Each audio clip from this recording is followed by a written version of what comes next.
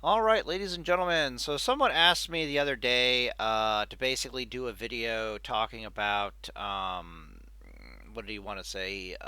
He wanted to know what kind of gear he should be getting for PvP on his Paladin in Phase 1, like what he should be trying to get badges wise and reputation wise and so forth and so on. My Paladin is getting very close to BiS'd out. I can go look at the actual stats in a hot second, but I can cover that really fast. Um, the first thing basically you want to do is you kind of have to decide if you're going to be like four-piece lamellar or you're going to be four-piece ornamental. The difference between those two is that the lamellar is the better offensive holy shock version because you do get the faster HOJ stun. The ornamental, however, is the better duelist suit, if that makes any sense. Holy Shock duelist, the dueling Holy Paladin, the 1v1 Holy Paladin, Holy Shock is probably the best number one duelist in the entire game. That thing has four-piece ornamental, if not five-piece ornamental, just because it needs the 30% increased healing from Holy Shock and uses Holy Shock almost exclusively to heal itself.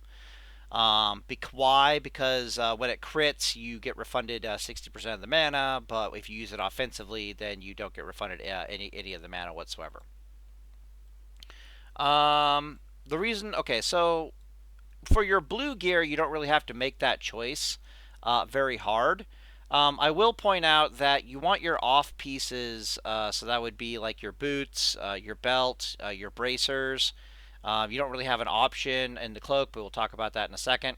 But those three off pieces right there, you want those to be ornamental, like just period, end of story. You need as much plus healing as you can get your hands on. Um, what is there to say? My suggestion, if you're like leveling like a fresh paladin in TBC, would be to get the five piece. I think I got like legs or something over here. No, that's my other lamellar bit. Maybe I put them back in the bank. Okay, here's an ornamental piece. So my suggestion would be to go get the ornamental rep gear. Lamellar gear can only be purchased for honor. The off pieces, ornamental off pieces, can only be purchased for honor. What this means is that my paladin here is almost entirely honor geared, which is terrifying and way too much damn honor. So my suggestion would be go get the reputation five-piece ornamental set. And then spend your honor on the ornamental off pieces. That's going to give you a absolutely ludicrous amount of plus healing. And it's not only good for Argent Defender Paladin to have that much plus healing, but it's also makes your Holy Shock much more viable. If you're dueling, you want to gem mana per 5 seconds. If you're not dueling, you want to gem differently. It's a little bit complicated, but you want to be a bit thicker on the stamina. Okay, so now that we've showcased all that, let's actually go look at some of the stats, and we can come back here really fast. No, 1 second. I got to finish the gearing. You can pick up this badge or this item here for like 25 badges of justice. Where the hell are those things? Yeah, badges of justice. Thank God. I thought my brain died there for a second.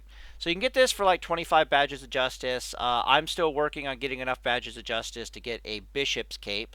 That's the other like plus healing, like 8 MP5, yada yada yada. You can pick up this ring for another 25 badges of justice. In theory, you have the Violet Eye plus healing ring. This one is, of course, the spell power ring. It's got critical strike. The other one has got spirit on it. You can go either or. Worst case scenario, you get a Magtheridon's head. Eventually, it's kind of like a Nixia's head, and you get another really good MP5 plus healing ring from that. We'll showcase that in a hot second here. So this neck is badges. Cape ends up being badges. One of your rings is badges, and the other one's like rep and or a quest reward turn in. Your bracers are honor, your belt is honor, your boots are honor, and then every other piece of gear I do believe is rep reward. The five additional pieces. As far as trinkets, jewel crafting and enchanting are kind of the way to go. Enchanting was kind of expensive to level compared to jewel crafting. Jewel crafting was noticeably less expensive to level than enchanting. I actually held off on it for a while and just ended up mining. I would suggest being a miner and possibly even an herbalist because you're going to be running like a million and one dungeons for rep and then all the badges and blah, blah, blah, blah. And it's just a lot of gold for you to be able to mine and herb inside of the dungeons. It's actually pretty damn good. Your Libram should be Libram that increases flash of light damage. I don't actually have mine. I don't know if I disenchanted it or something. I can't even item restore the damn thing. So I have to go back into Classic World of Warcraft and try to get one of them, which is kind of sad. Eventually I'll have a better Libram, but it's like whatever. You can get this shield out of Karazhan pretty easily. This is your BiS shield for this phase. Mostly, it's being compared to the other shield. I don't have it on me right now. There's a shield for 33 marks that I ended up buying. Kind of a big mistake because I got this shield shortly after. This shield drops kind of regularly in Karazhan, and nobody really needs it except for like Paladin and Shaman. So pretty easy to get your hands on this shield, but really it's about the armor on the shield. As far as plus healing weapons, Gavel of Pure Light is actually really good, even compared to like the Gladiator weapons. Why? Well, because the Gladiator weapons have like 75 more plus healing on them. They have a bit more intellect on them. They have almost twice the stamina of the weapon that you see here. But this thing comes with 8 MP5, and MP5 is kind of a really good stat on your Paladin. So this Paladin is not fully geared yet. I still need to get a Bishop's Cape. I still need to get a Magtheridon's Head for the better healing ring. I need to get a different gem in here. That's very cute. Gem, gem, gem, enchanting. No, we don't want enchanting. We want gems. So what is it? It's not. It's like Callie's Rose. Yeah, yeah. So I got to get a Callie's Rose, the plus healing jewel crafting gem. That's going to go in the helmet, and then this plus 18 stamina gem is going to migrate into the shoulders. So it'll be like a plus 18 stamina gem and a plus the 15 unique stamina gem will also go into shoulders because shoulders is going to be like your longest lasting item because of how much arena rating you actually do need to replace your shoulders in TBC. And then, of course, I still need to get my Aldor's rep up to maximum so that I can get the better shoulder enchant that's got like 4 MP5 on it and blah, blah, blah, blah. So let's look at the stats of my Paladin currently in game, and then we'll look at it outside of game when it's like fully BiSed out. So this is the ideal full BiS right here. You can see that we've got this is the Magtheridon head turn in 8 MP5 on a ring with plus healing. Like holy crap, yes please. Bishop's Cloak, which I'm going to be buying here within like the next day or so. 8 MP5 plus healing, stamina, intellect, absolutely awesome. This chant I need more plus healing, but really it's about the MP5 that it brings to bear. We got the Callie's Rose here. We got the 2 enchants here. This is like full gladiatored out.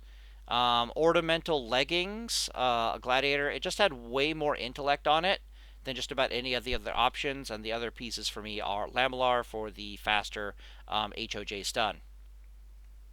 Everything else I do believe is like plus healing, 6 to all stats, yada, yada, yada. We'll have a conversation about this in a hot second.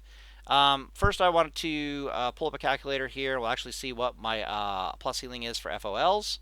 So I got 1195 right now, but then your Book of the Naru from your Hermit Necessary. It's the ultimate blood sport Hermit Nessingwary final quest where you kill the elite elephant. That'll increase your spell power for flashes of light by like 79. So you should have like 1,274 spell power. You could mess around with these gems a little bit and get a little bit more spell power if you wanted to. But I think it's actually perfectly fine. Also, you're missing a gavel, which will give you like another 75 spell power, but 1,275 basically. All right, so if we go into the game, you'll notice that I'm nowhere near 100. I'm nowhere near that number unless I push this trinket. So if I push this trinket, we actually shoot up pretty close to that number, and we can actually look at what our flashes of light will be healing us for in the grand scheme of things. The whole. Okay, so we actually have a conversation about that in a hot second here. Interestingly, you can use these two trinkets together, which I find kind of fascinating. Um, MP5, I think I'm missing like 4 MP5. Actually, I'm missing like a lot of MP5 compared to what it eventually I'll be. That's not true. I got this trinket on. So I think final form MP5 is supposed to be this plus, is it 94? 94, is that what that looks like? 94. Yeah, yeah. So 94 is the MP5 I should have. And I put a mana oil on right now so I can get as close to 94 MP5 as possible. So I have like 92 MP5. We're gonna have a conversation about all this. Don't worry about it. I'm just like showing you guys the gear and the whole battle plan and blah blah blah blah. Yeah, so we'll come back to this in a hot second. Talents have gotten moved around a little bit. We can talk about that. So there, notice we have no talents in the ret tree whatsoever. I basically found that space in the arena is so limited that you get almost no value out of Pursuit of Justice. In 1v1 duels, Pursuit of Justice is everything. Like you literally can't duel without Pursuit of Justice. It just it's really hard to beat Rogue specifically, but it's super good against a bunch of other classes. Without Pursuit of Justice, it's hard for you to run away from the Rogue in a straight line, wait for the poisons to fall off, and then heal yourself. Or if the rogue is not respecting distances, you can literally just, if you have a vengeance dot on them, you can just start running at the rogue, and they can't get away from you in time because you're faster than them. Especially if you have like Judgment of Justice, like a Seal of Vengeance dot on them, they can't get away from you fast enough before you can judge damage on them and put them back in combat. So a combination of Seal of Vengeance and blah blah blah blah ends up making Pursuit of Justice kind of nuts in 1v1s. But Arena is a different beast. So we're basically taking all the points out of the ret tree, throwing 4 that we had extra into combat expertise, and then the rest of our points are in the Holy Tree. Specifically, what we're trying to unlock in the Holy Tree is is the extra 12% healing from Healing Light. Illumination is just icing on the cake, and then Divine Favor is just really good for tempo purposes, right?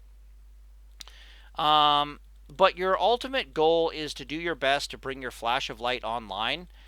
There's really only a handful of advantages that a healing paladin or even a dueling paladin has over other like healing classes and in TBC.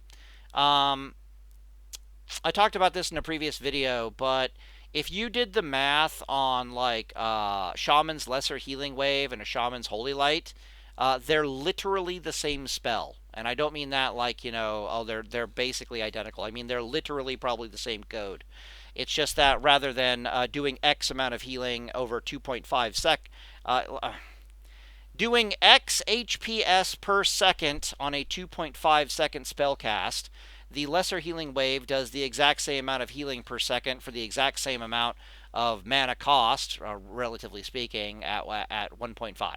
Basically, Shamans objectively have a better Holy Light than Paladin, because their Holy Light is like 1.5 second spellcast, which is a completely different animal to try to pull off in Arena compared to, especially with LOS issues and blah, blah, blah, blah, compared to a 2.5 second Holy Light.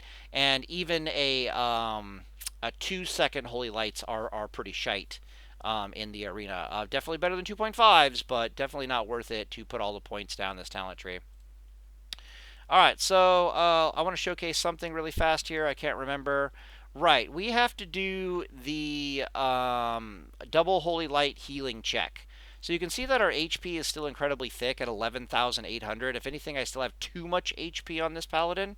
So we'll figure that out in time. The Bishop's Cloak does lose a lot of HP there, I do believe, and I think I lost a lot of HP in the neck, but I still got to do something to trim this HP bar down a fair bit. Will I die here? That's gonna be close. Ooh, okay. Well, ruined the video right there. GG's. How do I even get back up there? I don't think I do. Holy crap. Alright, well, I guess we're going to take 10 minutes to, can we mount up? No? Okay, well, I guess we just get to return to life then, because we're a dumbass. That's cute. Is our healing adjusted? I have no idea. Dude, I still have 10,700 HP? Even with this? What the fudge? Huh, weird.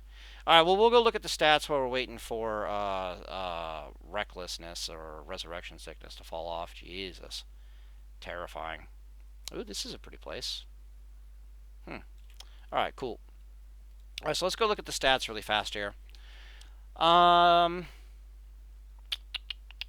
right, so a little bit of a history lesson. So this was kind of always the battle plan.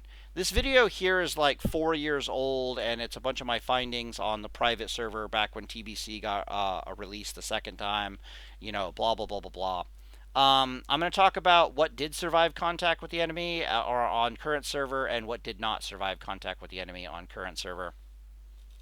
So all the stats on Holy Light and all the stats on Flash of Light ended up panning out.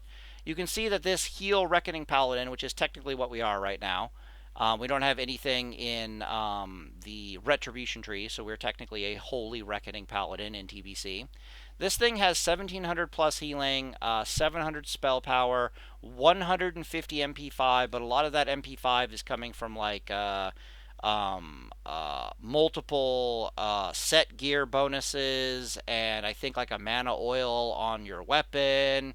And I think this paladin here has like 10 gem slots all socketed with like 4 MP5. It's basically like a phase 4 paladin, somewhere around there. That's kind of what was going on Warmane. You'll notice that the HP is insanely low, right? The HP is insanely low because this thing is socketed, basically gemmed and socketed to have MP5 and plus healing out the wazoo. I eventually came to the conclusion with this paladin that you really need to go up to at least 12k hit points at a minimum, preferably like 12,400, 12,500 at that particular phase in the game. But let's direct our attention to mana efficiency. So this is FOL 180 mana, so that's your max rank FOL. And it's saying that with 1700 plus healing, it's healing for like 1250 hit points. This is how much it will heal with Blessing of Light. I'm not sure this number takes into account the 20% FOL crit. But you'll notice this over here is the mana efficiency. This is how much mana is it costing you per point of healing. Or more accurately, how much healing do you get per point of mana? So this, our max rank here is doing 7 healing for 1 point of mana. Our down rank is doing about 8 healing for 1 point of mana, so that's a noticeable difference. These brackets, of course, are with Blessing of Light. Compare that to Holy Lights, which have about half the mana efficiency.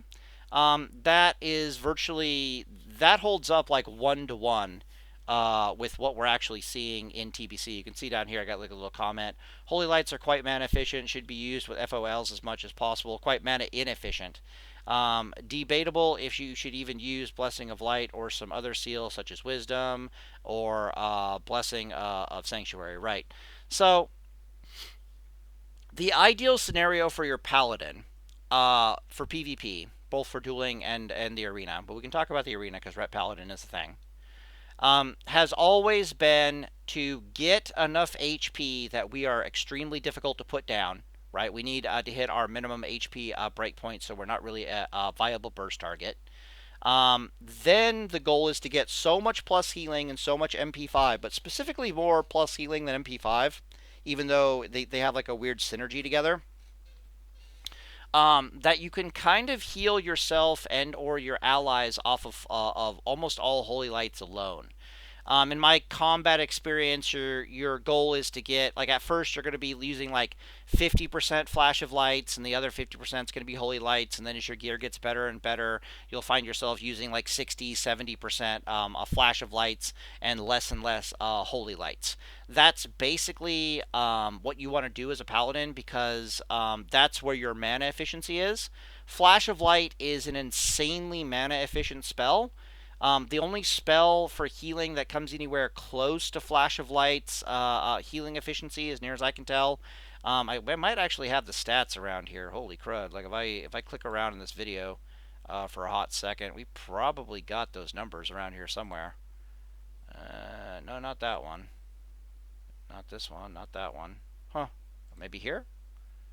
Chain Lightning, Earth Shock, Mind Flay, Fire Blast, Notes, Crit Chance, Frost Spells, Poor Mana Regeneration. I guess I don't have the defensive stats. Oh well, whatever. Good with this. No, go back here. Okay, cool. But I did ask a shaman guildie of mine today that's well resto geared.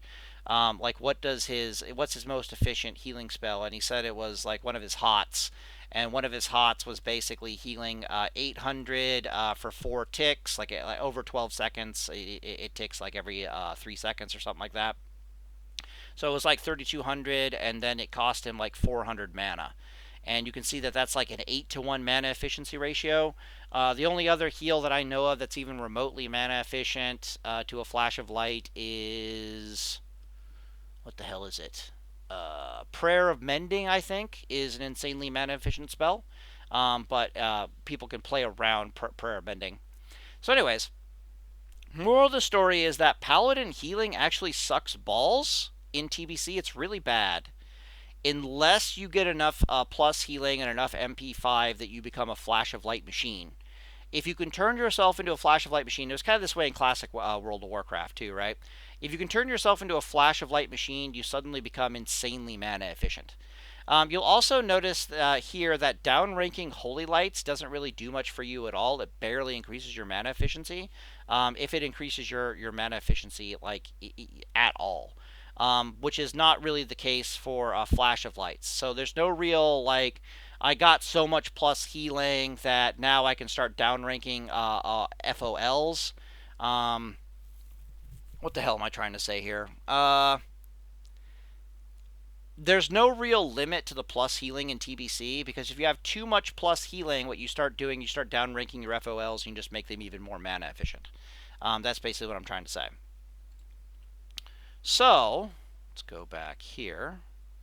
3 minutes left. God damn, I talk a lot. What the fuck? We don't want to be here. I want this. We want to go over here. Right. So what happened originally is I geared my paladin to be incredibly HP heavy, and then I stepped into the arena to get punched in the dick. This is basically my process. To see to get a rough estimate of how much HP I think our HP breakpoint is for phase one. And I've concluded that early in phase one, you probably want about 11,000 hit points and Argent Defender. But probably fully geared in phase one, you probably want like 11,500, 11,600 HP. Somewhere around there is more than adequate. Which is basically what you see right here. This thing has just enough HP to get the job done, and it does have 5 out of 5 Argent Defender, and a lot of that additional HP is actually coming from putting 4 points in combat expertise. Not a lot of good options in the Holy Tree for this. Like, you could get 15% increased chance to resist curse and diseases. If you're a Blood Elf, that might sound really good, but as a Dwarf Paladin, it's like, lol. I'm just going to put my 4 points over here and get, like, more expertise and 8% additional stamina, and then use that additional stamina gains to get, like, a gem and gear, more MP5, more plus healing. Okay, so that's kind of the general idea and the battle plan. Your battle plan is to be super thick that you're a non-viable burst target. Then your battle plan is to have so much plus healing that you can bring your Flash of Light online, because that's where you get the mana efficiency under actual PvP combat conditions. Otherwise, if you're forced to use Flash of Light all the time, you're going to run out of mana. I actually did a test the other day where basically I did like 5 max rank Holy Lights, and I was already at half mana in like my PvP gear. We got Resurrection Sickness, so. But anyways, 5 Holy Lights healed me for like 16,000 HP on average. And they did that in like 12.5 seconds, but it cost me like half my mana bar. And when I did the math on my Flash of Lights, it was like, we'll heal that same 16,000 HP in like 21 seconds as opposed to 12.5 seconds, but it only ends up costing you like a quarter of your mana bar. So Flash of Light is a bit of a weird animal in the sense that she is mana inefficient, but she is incredibly my bad. She's HPS inefficient, but she's extremely mana efficient. And mana efficiency is well, first you want to keep your arena partner alive and not dead, but then after that your second BiS stat is just raw mana efficiency. Do I dare take damage again? Let's just make sure we don't die this time, shall we? because that was kind of embarrassing. Ooh, okay. Schwink. Boom. Land, motherfucker. Okay, cool, cool. A little bit higher. Schwink. But we want to do the 2 Holy Light test, because when you're doing PvP, you can really only get about 2 Holy Lights in, and then you have to stop and heal yourself. So we're going to activate this trinket, because that'll bring me up to about my final form HP or plus healing levels. We're going to activate our free crit heal, and we're going to do the 2 Holy Light test, and we're going to see how much HP we have left over. And you can see that if we have like 10,700 HP out of, yeah, that's really good. Like that's kind of just where we want to be. Good stuff. What else was there to say? When you talk about DPS, we need to talk about, we need to talk about that. Like, that's a bit of an elephant in the room, and we need to talk about it sooner rather than later. Let me fly up just so I don't come back to like a dead paladin. That would be also annoying.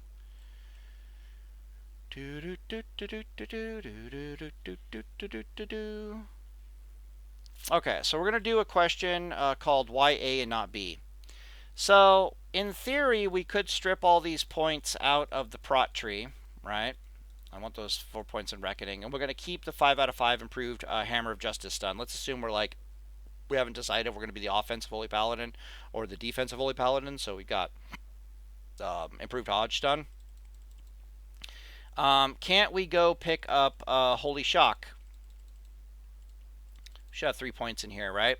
So can't we just go be a Holy Shock Paladin? Well, you'll first notice that our HP has dropped to about 10,500.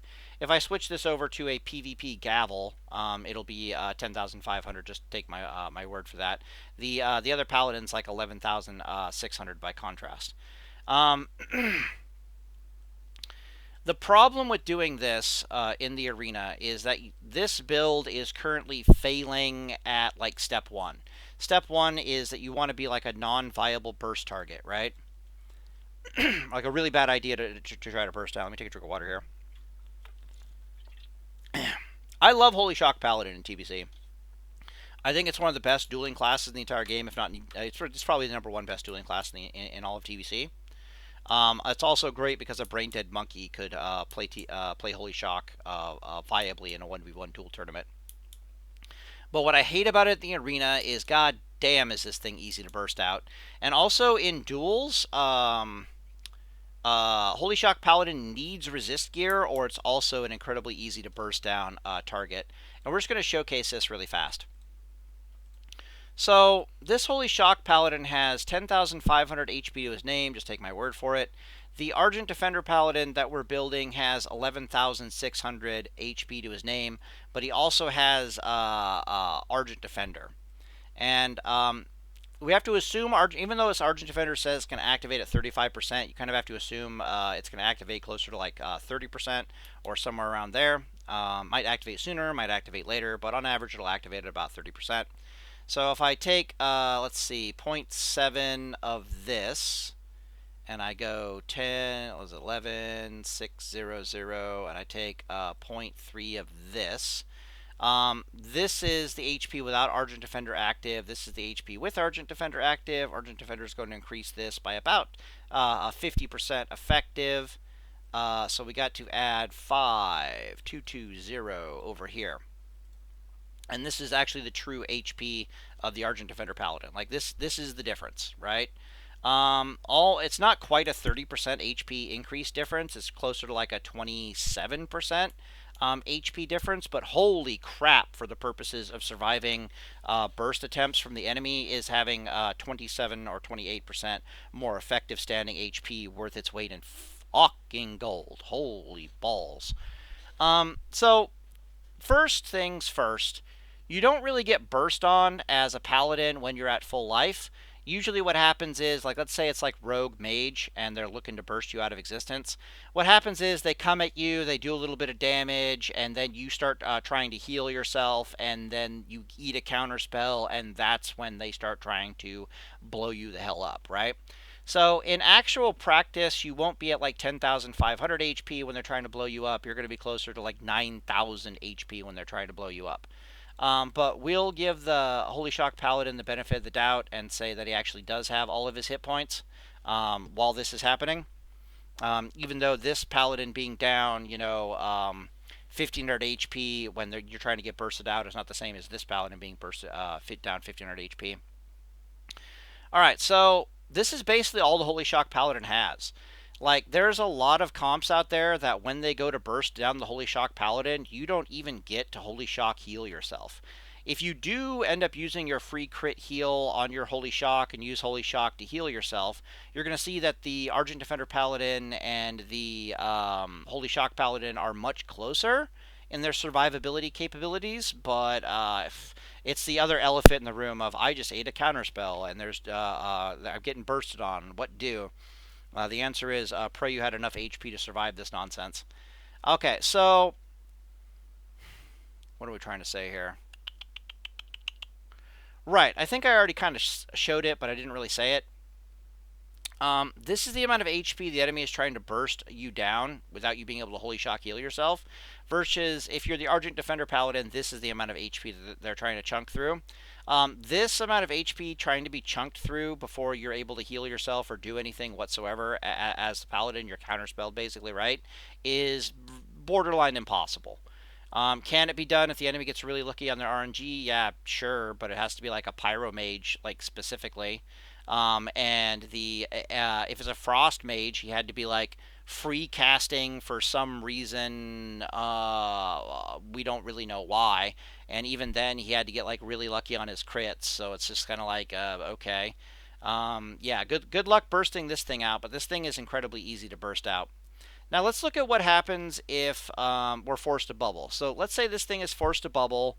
It then heals itself to full, and once it comes out of bubble, it needs to be killed again. So if you have to kill Argent Defender Paladin twice, he's going to have like 27-ish thousand hit points or something like that. Holy Shock Paladin's ideal circumstance is that he got to use Holy Shock to heal himself. That healed him for like 2,000 HP, somewhere around there. I think that's a close to a crit. I can't remember what crits are. If they're like 2,400 right now. I know they're eventually like 2,400, so maybe they're only like 2,000 right now. So best case scenario, this guy's getting opened on and he survives the burst and is able to do something. And that do something is Divine Favor, Holy Shock, crit heal. And on top of that, he doesn't have too much wound poison or mortal strike on him. So we're giving a lot of caveats to the Holy Shock Paladin right now. So at best, Holy Shock Paladin will have this much HP before they're forced to bubble, because you're going to be forced to bubble shortly after. You're not getting a second Holy Shock, and you're probably not getting a Flash of Light on yourself. And then once they come out of bubble, they can kind of do all that all over again. And we're still being very generous and giving him like another Holy Shock crit heal with no wound poison, no uh, um, Flash of Light, wound poison, mortal strike. There we go. Jesus Christ. Also, hunters have the aim shot thing that basically puts a mortal strike on you. So if I times this by 2, you can see that this has 25,000 effective HP. So if Holy Shock is being used to heal yourself as a paladin, you can see that the standing effective HP between the two paladins becomes much, much closer. But one of these has like a bunch of caveats behind it, whereas the other paladin's just like, yeah, come at me, bro. And then you have to ask yourself, like, what do you really get out of these additional talent points? You make your Holy Lights much, much better, but you're kind of like geared to make yourself more of a Flash of Light build, and the Holy Guidance also kind of comes into play there. So you can see that you've gained about 90 plus healing. That's a lot of plus healing. From these 3 talent points here, but that just makes you not want to use Holy Light as much and make you want to use Flash of Light more. So this is just kind of a tempo thing. It's great, don't get me wrong, but it's not that big of a deal or all that necessary. Holy Shock is great, but is it better than Argent Defender? Holy Shock is better than Argent Defender, I think, by a country mile offensively, but not so much from defensively, not in like 2s arenas or past that. And then again, if we're talking about 3s arenas or 5s arenas, then like Jesus Christ, take the thicker HP, for the love of God. So yeah, that kind of helps answer why A and not B. We need to strip a point out of here. We strip 3 points out of there. I think that's good. and instead we're like, we put 4 points in Reckoning because 5 is a bit of a waste. We're not actually being targeted very much in Arena. We got to have a conversation about that. Put 5 points here, 1 point in Holy Shield. Holy Shield is just necessary for dealing with if you're getting targeted by like a warrior, a rogue, hunter, stuff like that. Even a downranked version of this, there's a lot of abilities that if you block it, they don't actually go off for whatever reason. So there'll be like a gouge stun on you, but if it gets blocked, it doesn't actually stun you, like, stuff like that. But really, it's just we're here. We might as well use this for mitigation. There are times in the arena where, as the Argent Defender Paladin, you'll be in a 1v1 with a warrior, or a 1v1 with a hunter, or a 1v1 with a rogue, because that's just how things played out. And it's kind of difficult for you to win without Holy Shield, but with Holy Shield, it kind of becomes a joke. Okay, so that's why we are even bothering with Argent Defender and getting even more HP and combat expertise, and we're not putting all our points down here to get Holy Shock. Holy Shock is amazing, but it's only really good in 1v1s. The moment you're in 2v2s or 3v3s, it just doesn't have the standing effect of HP to really be all that great in the grand scheme of things. Okay, what the hell else is there to talk about? So that was kind of the elephant in the room. Oh yeah. We were going to talk about plus healing? No, something else. Right, like DPS. So if you recall in my original guides of Argent Defender Paladin, I was talking about how Argent Defender Paladin actually does like a crap ton of DPS. Turns out that both does and does not survive contact with the enemy in TBC. So I'll direct your attention to this math over here. So you can see that, let's actually look at this, one-handed Paladin, 2.6 weapon speed. So some of this stuff does survive contact with the enemy, some of it doesn't. So, for example, Seal of Vengeance having 100% proc chance at 2.8 weapon speed is 100% correct. It's like that in TBC as well. So you can see that this 2.6 speed one-hander has an 80% proc chance for Seal of Vengeance. Seal of Vengeance tick with 275 spell power is about 250. That actually is correct as far as TBC goes. But I want you to direct your attention to this SOV attack. Like, what the hell is this? Alright, well, I'll explain what the hell that is. Because this is something that exists on private servers, but definitely does not exist here. I'll tell you that damn much.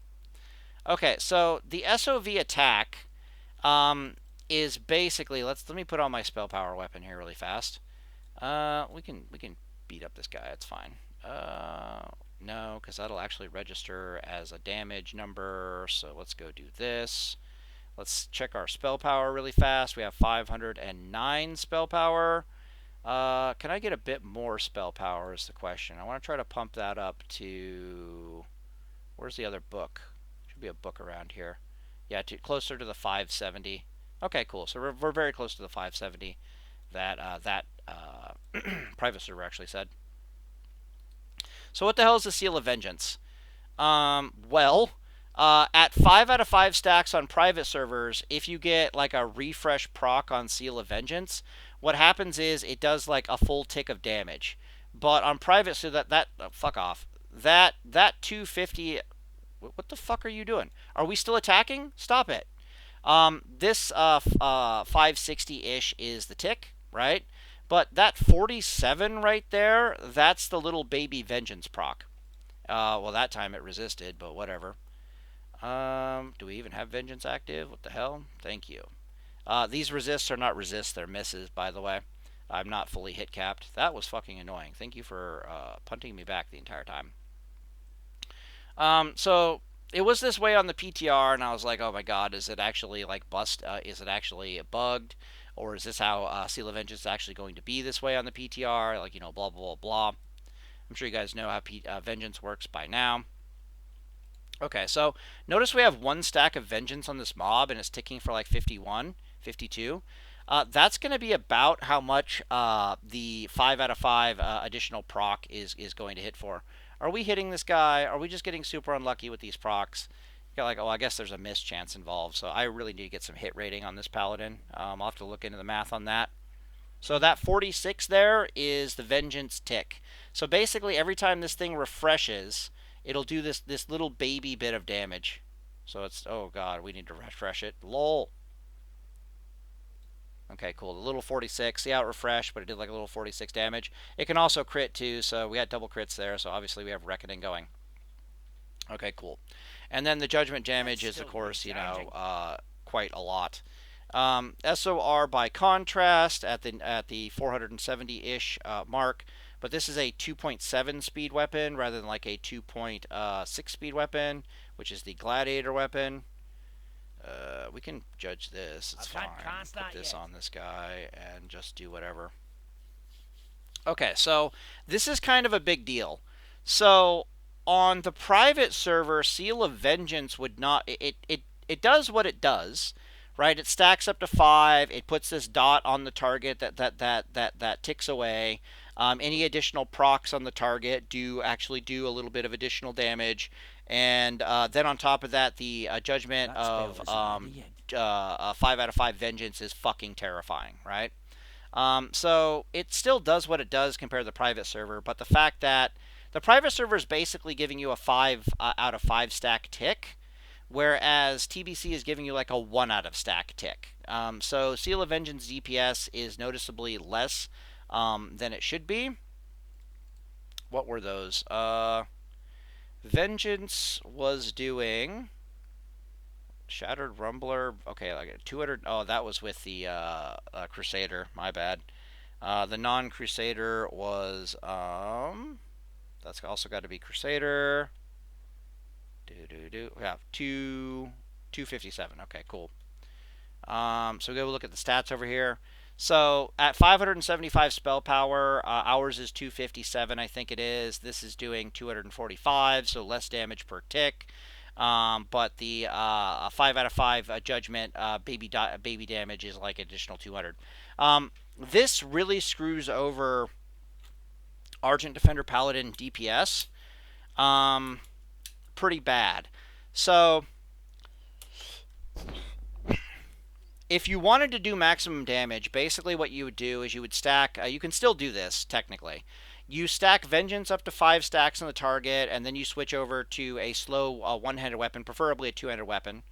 You switch over to a two-handed weapon, and then you start seal twisting, seal a command with Seal of Righteousness.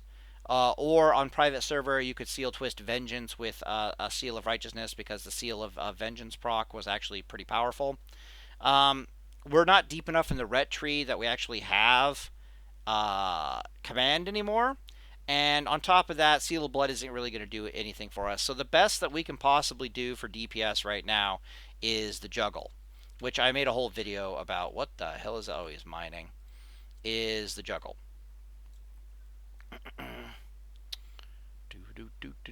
If we're lucky, he'll fight us. Oh. Anyways, let's go showcase the Juggle really fast. Alright, so the most damage you can possibly do, usually you'll run up, you'll judge Justice on the enemy, then you'll seal Vengeance. Obviously, I screwed that up, otherwise we would have had a proc already. I'm going to Hodgestun the thing just for the hell of it. And I'll show you what our like maximum HPS output is actually supposed to look like. So in theory, you oh, I'm already fucking this up. Wait a minute, this mob is not tough enough for me to showcase this. He's just gonna die. So you're supposed to judge, seal, righteousness, thunk away a couple times with righteousness, wait until your Hodgestun is about back up again, reseal Vengeance to reapply it, and then judge it on cooldown. Because the slow one-handed weapon is going to have like a almost 100% chance to re-up that Vengeance. Alright, so we'll just showcase this again. Let's do this. Justice, we screwed that up. We should be faster on the Judgment of Justice. Thank you for the parry, that's adorable. Okay, so we're starting to stack it. Okay, stacking. There's no reason not to. Judge for damage. Still stacking. Okay, we are not getting lucky on these stacks at all. Probably just missing or parrying or something like that. Oh my god, we are super unlucky on this. Holy shit. 95% chance to proc? Yes? Jesus Christ. Okay.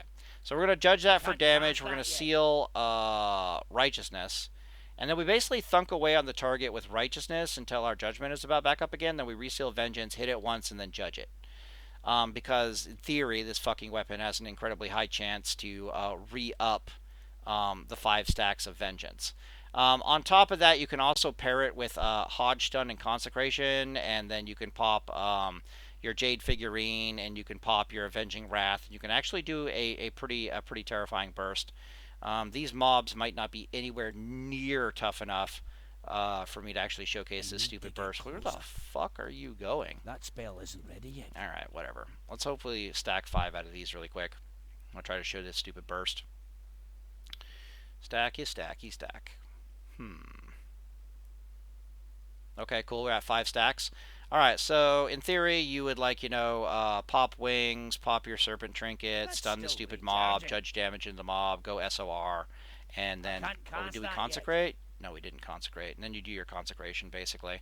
Then you reseal vengeance, hit them, re-up it, judge it into them again, and you can actually do a pretty decent burst into the enemy if you really want to. But really all we got going as far as DPS is concerned is the juggle. Or we have the insane mana efficiency of just sitting on people with Judgment, with just Seal of Vengeance.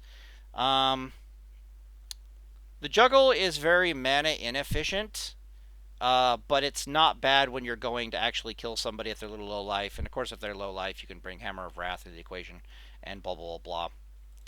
Right, so our moral of the story here is that our DPS is a little bad, but it's not as bad as you would think, and then there's some nuance to this.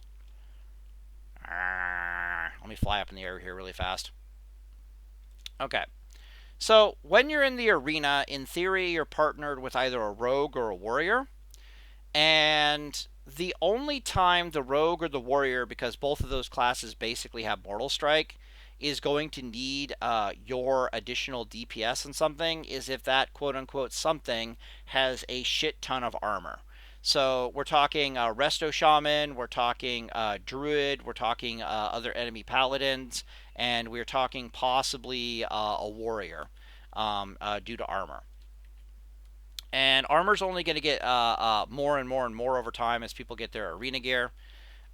So it becomes an interesting topic of conversation. So I want to show you guys something here really fast.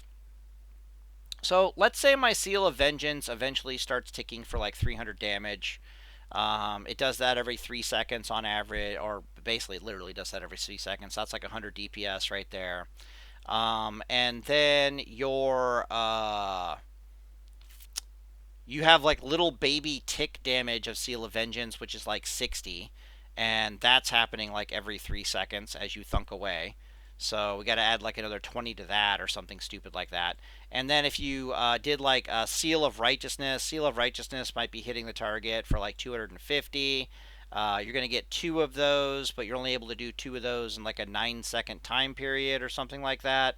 Or my bad, like in a 10-second time period. So you got to divide that by 10, should be 50. So you got to add like an additional 50 DPS to this. It's like blah, blah, blah, blah. There's some DPS. Oh, the Judgment DPS, right.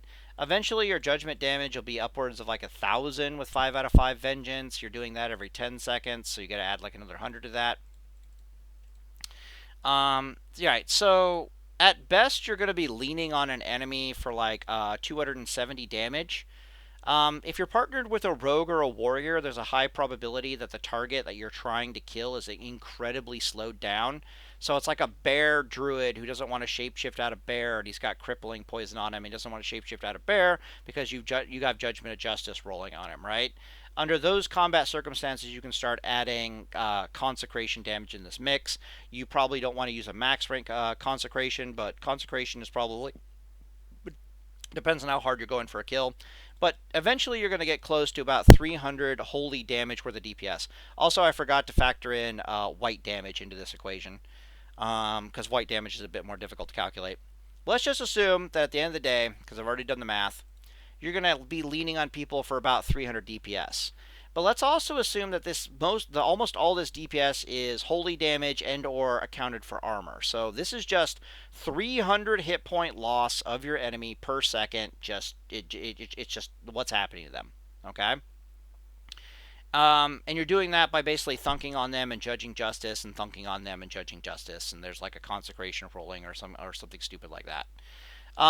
Against non-armored targets like Clothies, this 300 DPS is insanely laughable. And to be perfectly honest with you, you're better off putting on like a two-handed weapon, and your two-handed weapon is going to cause your spell power to drop by like 200, but it'll cause your like melee DPS, like white damage, to go up by like 80 or something like that. And that's such a good trade-off that if you're fighting a clothy, you want to use a two-handed weapon, or the harder hitting, slower one-handed weapons. But if you're fighting a heavily armored target, then you want to go more on the spell power side of things, because the additional physical damage doesn't really do anything for you. Let's assume you're hitting a 66% armored target, because that's eventually where we're going. Basically, Shaman with a shield is going to have 50% armor. Warriors and plate are going to have 50% armor. Plate with shield is going to be 66% armor, or like 64, 66, somewhere around there. And then bear druids are definitely going to get eventually up to like, 64, 66% armor, somewhere around there. If your enemy has 66% armor, then this 300 DPS that basically bypasses their armor is the equivalent of somebody doing 900 physical damage DPS. Like, this is not an insignificant amount of DPS once you factor in its ability to cut through armor. If we're not factoring in armor because we're fighting like a leather, a cloth wearer, like a rogue, or some other leather or cloth wearer, that's when this DPS is absolutely pathetic, and the 900 DPS would be absolutely terrifying. But versus a heavily armored target, there's this weird little inversion. So the the short and sweet of this basically is that if your warrior or rogue is on something that is not heavily armored, they do not need your help to kill it. Mortal Strike and their DPS will be more than enough. What they really need from you is for you to heal them, and to keep them mobile and able to stick on that target so they can just, grind it into pulp. But if the target is heavily armored, your warrior or rogue's DPS might drop from 900 all the way down to 300. And Mortal Strike is really good, but suddenly you being in the fray with them, and even doing something as simple as getting 5 out of 5 Vengeance stacks on the target, and then judging your damage on cooldown, and then healing, and that's basically all you do. Like, you don't even really do anything else. I think that's a legit DC. Damn, alright. That's not an AFK CD, I don't believe. Oh, maybe it is. Will increase the kill time on your target by a considerable amount. When I was doing the damage calculation with Seal Twisting, with Seal of Command, and the Seal of Vengeance doing significantly more TPS output and blah blah blah blah, with a two-handed weapon and Seal Twisting this and yada yada yada, we were kicking at around about 600-ish DPS. Like two-thirds of that were basically holy damage.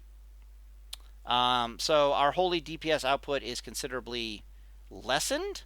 But it's important to know where that's really good and where that's not really good. What the hell do we have going on? Oh, that's just a person beating up another person.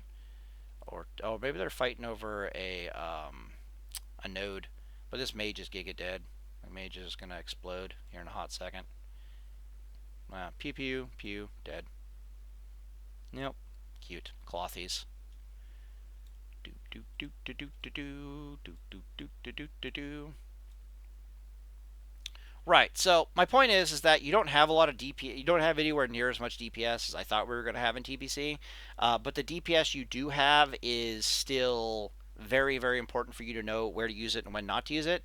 I was dueling my resto druids in the guild the other day, and just leaning on them with, like, 250, 300-ish DPS. Within 3 minutes, they were basically and dead.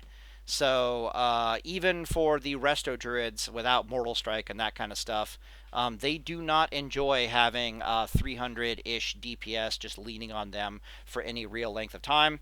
I can't imagine how bad it would be if there's a Mortal Striking warrior or a wound poisoning rogue on top of them with your additional DPS. Right, so if you're trying to kill a bear druid in the arena, you're definitely going to want to add your damage to the mix. If you're trying to kill a resto shaman, you definitely want to try to add your damage to the mix. Basically, anything heavily armored, your arena partner would very much benefit from you putting 5 vengeance stacks on the target. Can be difficult to find the time and the space to do that. Usually it'll be like later in the fight when things are kind of like CDs are kind of low and stuff like that. Because usually you're just healing like crazy for a little bit. What the hell else is there to try to say?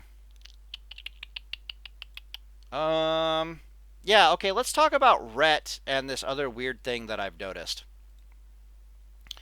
So, I ended up doing the gear on this rogue, but I had a friend, basically a guildie, set up the talents for it because I don't know anything about rogue, and he's basically like he plays hunter, so he really understands what I'm trying to do with the whole mobility advantage with Paladin and making myself a very difficult kill target and blah blah blah blah blah.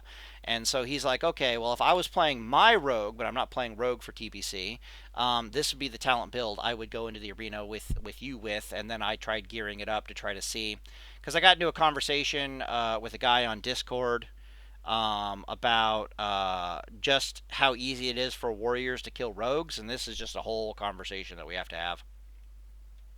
Would you please give me like a yellow gem, pretty please? I want the resilience rating because I think this set thing has a little bit too much hit rating, actually. Defense rating? Fuck you. Resilience, there we go. So I think the hit is a little too high. Yeah, so my choices are, oh, can I? No, I can't get resilience and hit, but then the resilience is insanely high. Okay, so let's look at this rogue really fast here. So the other elephant in the room with being a healer, I really don't like this advertisement here. Can we remove all ads? You're going to make me pay for this, aren't you? Yeah, how about you go away? How about we try that? Um, yeah, thank you. Oh, fuck off. Okay, so now they realize that I don't like ads, and they want me to do more stuff. That's cute.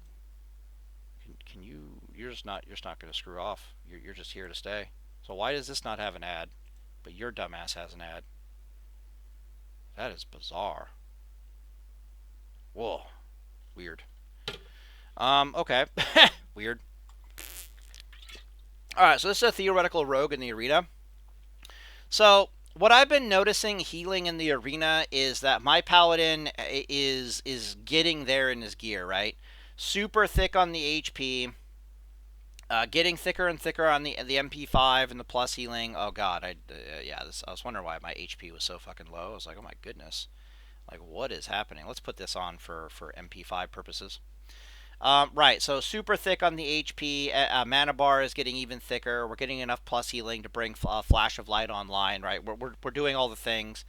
We also don't have an insignificant amount of resilience. Our resilience is okay. Why the hell is the layer channel here? Would you F off? Oh, probably because it made me relog, so it redid the layer channel. Right, so I'm slowly but surely getting my gear together with where I want my paladin to be. When I'm in the arena, though, I'm often playing with people who, okay, they either have really bad gear, meaning they don't have PvP gear,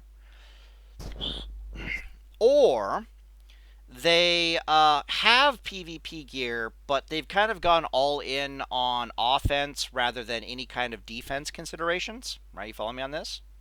So, for example, I did fives today and got my butt kicked. Right, I did the 10 games of fives. The server's about to reset in like a couple hours. So I did my 10 games of five. We kind of got our butt kicked. And I was looking at people's stats in the fives games, and it was like we had a warrior who had like 11,000-ish HP unbuffed. So I was like, okay, that's decent. But then then of course I'm sitting at like near 12k unbuffed. Everybody else in the arena, however, had like 7,500 hit points unbuffed. So we're looking at we have like an elemental shaman 7,500 hit points unbuffed. A druid like even buffed doesn't even have 8,000 hit points. We've got I forget the other class that we had didn't even have 8,000 hit points. And I'm just like, okay, listen, there's no way you could have that little HP and be in your PvP gear. And if you're not in your PvP gear, that means you don't have resilience, which is just adding insult to injury. So you end up in this weird scenario where it's like you make yourself a really good healer, but then you need something nice and solid to heal, right? You need something that is a tanky, chunky boy who has resilience so that you can put the heals on them and that they don't die, right? So when I was in the arena, I found healing myself beautiful, healing the warrior was working quite fine. Try to heal any other fucking person under fives combat conditions. Like I'm basically just spamming holy lights and crossing my fingers, and even then, people are just like blowing the fuck up left, right, and center. So, um, what I'm trying to explain is that the arena is going to go through a weird cycle. And you can see this at the highest levels of play already. So if you watch people who are doing arena games and they're like, at 2100 already or over 2000, like what their games look like, you'll notice that their games don't look anything like your games. Like you're seeing down at like the 1500 level. The reason for this is because they're not built like glass cannons and they're not fighting enemies who are built like glass cannons. Whereas a lot of people right now, they're just going all in on glass cannon type shenanigans. Glass cannon is fine for now, but it will fall off, and it will fall off very rapidly. Partly it falls off quite rapidly due to armor. If I type in Marshal here, right? Marsh. What? Field Marshal epithets. So Grand Marshals, it should be a 115 level. Yeah, yeah. So even these rogue shoulders, like look at this really fast, right? Between the gladiator ones and the rep reward ones, I suppose.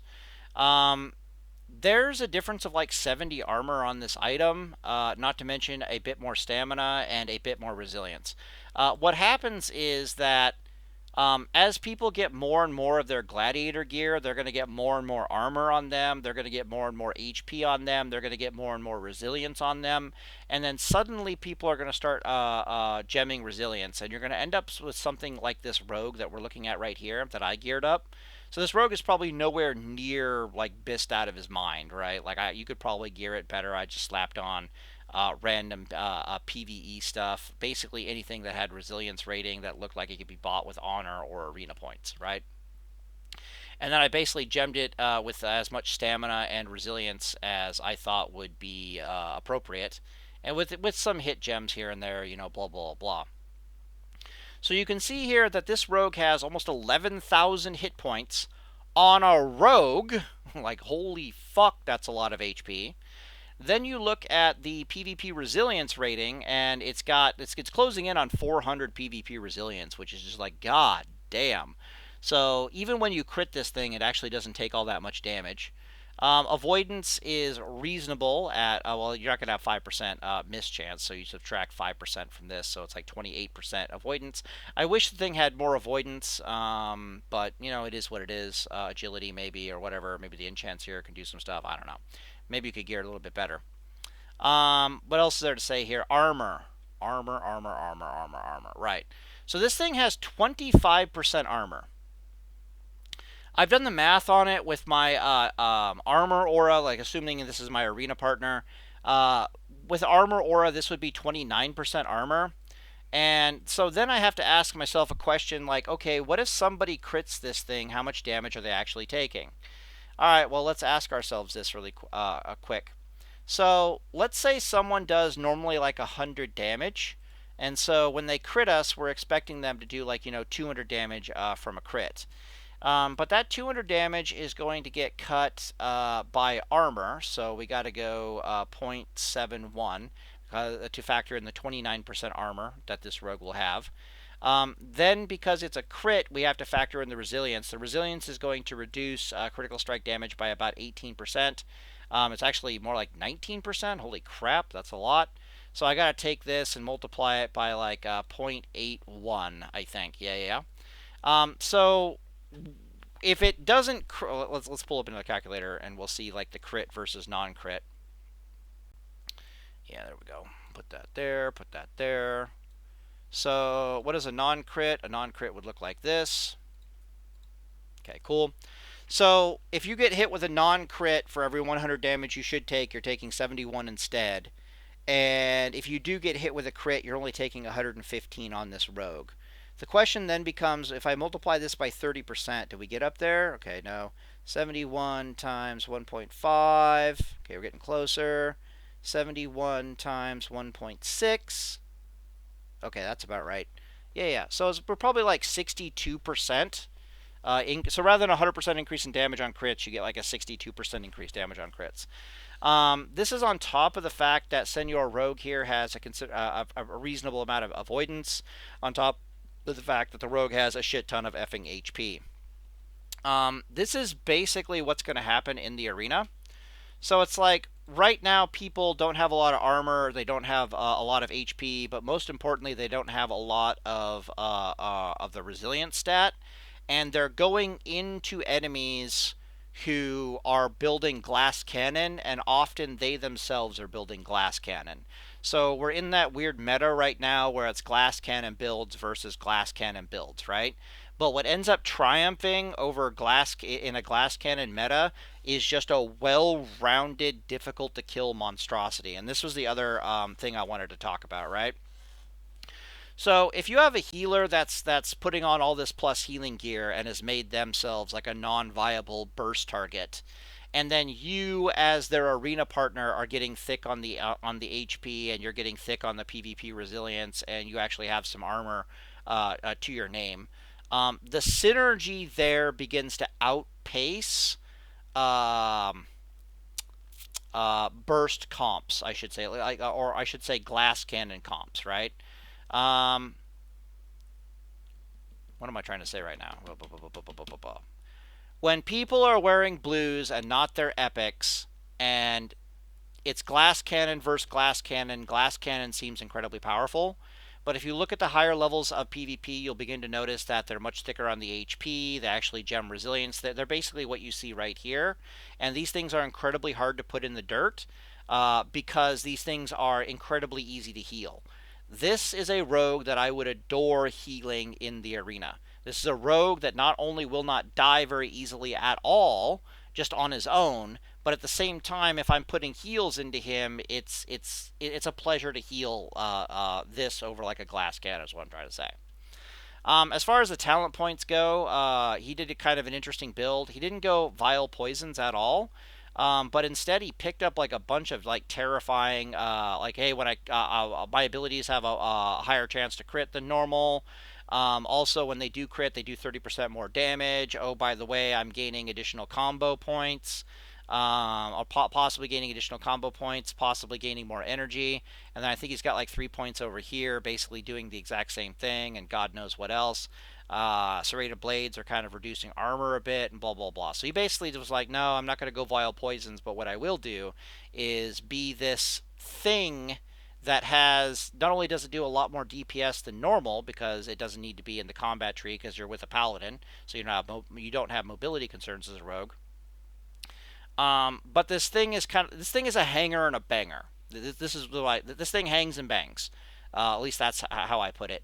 So basically, what this thing is designed to do is it's designed to get into combat and just start DPSing.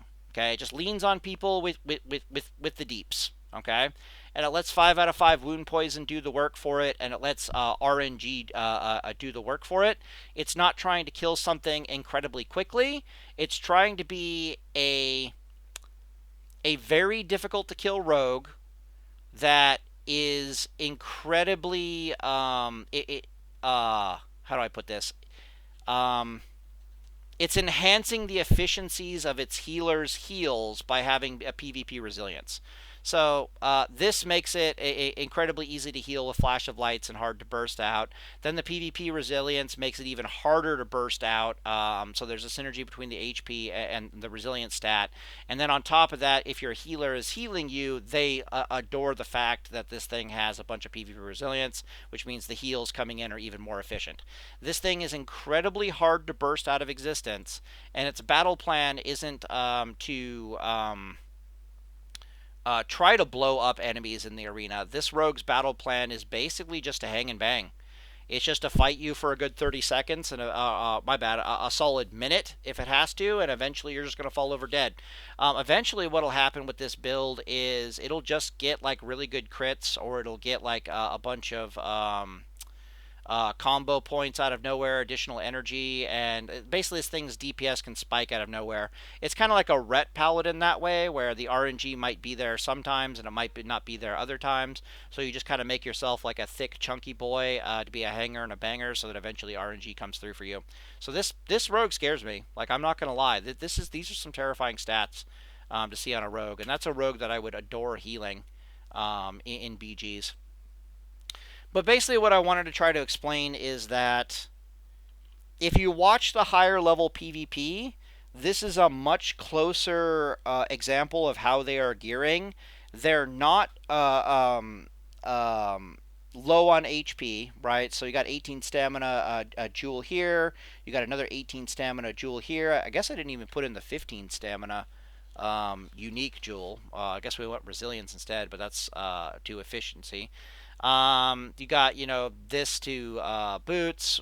This is interesting, right? 16. This is the Naxxramas shoulder enchant. 16 stamina and 10 armor. 100 armor. 100 armor on a rogue is a big deal. You could easily swap this out for something that is more like, attack power focused and stuff like that. But it goes against the synergy of the build. The synergy of the build is I'm going to be a little bit of a live lord rogue. I'm going to synergize really well with my healer. I'm going to be hard to kill, and I'm just going to hang and bang until enemies either fall over dead to all the wound poison, or I get a good RNG and things just start exploding because RNG just came through. What am I trying to say here? Yeah, 12 stamina to bracers. I'm sure you could get something else there. 15 agility gloves. That's good for mitigation. Blah, blah, blah. Apparently these are supposed to be daggers. I just wanted to see DPS in this thing. Anyways. What I'm trying to say in the grand scheme of things is this. Let me take a drink of water.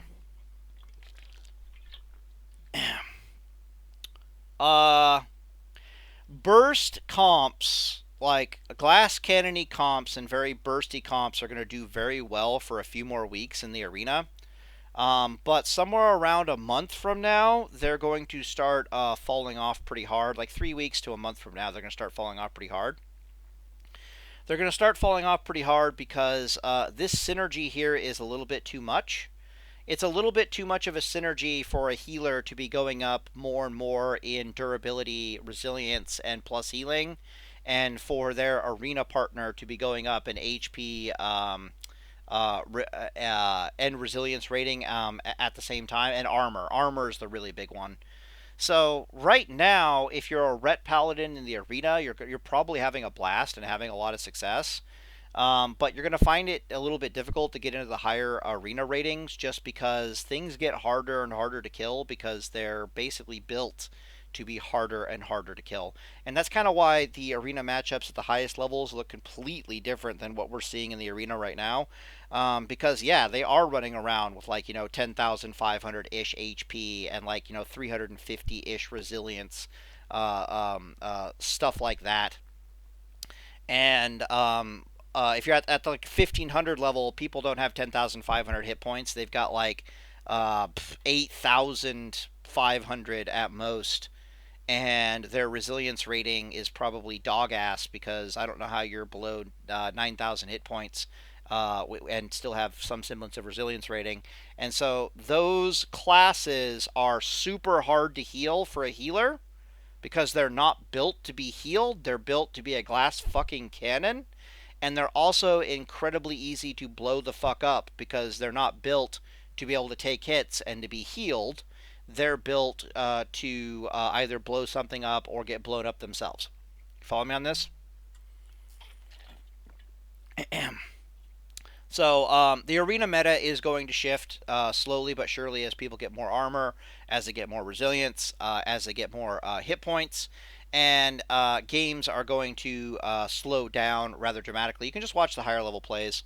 So I personally find myself in this weird place right now because I've been going pretty hard in TBC, where I am a pretty well geared healer for the arena, especially from a mana thickness perspective, an MP5 perspective, a HP perspective, and we're gonna sort this stuff out here pretty quick, right? I'm gonna get a bishop's cape literally tomorrow and stuff like that.